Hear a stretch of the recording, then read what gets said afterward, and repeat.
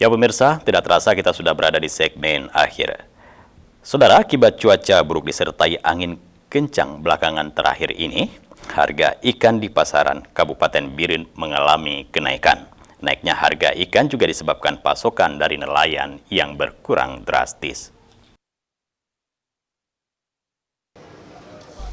Harga ikan di Pasar Cureh, Kabupaten Biren mengalami kenaikan dari biasanya, di mana kenaikan harga disebabkan karena cuaca buruk yang mengakibatkan nelayan tidak dapat melaut dan sedikitnya pendapatan ikan dari nelayan yang ke laut. Nurdin, salah satu pedagang ikan, mengungkapkan harga ikan mengalami kenaikan sejak 1 minggu terakhir. Kenaikan harga ini bisa mencapai 40%. Kalau sekarang lagi melonjak, memang melonjak terus nih. Karena kan situasi cuaca nggak menentu kan, kadang hujan, angin.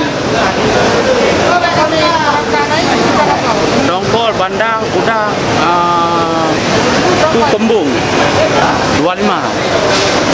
Kalau sekarang 50, 45. Kenaikan harga ikan terjadi pada jenis ikan tongkol dari sebelumnya seharga Rp25.000 per kilogram, sekarang mencapai Rp45.000 hingga Rp50.000 per kilogramnya. Sedangkan harga ikan pilok dulu Rp20.000 per kilogram menjadi Rp30.000 per kilogram, dan ikan jarum mencapai Rp30.000 per kilogram.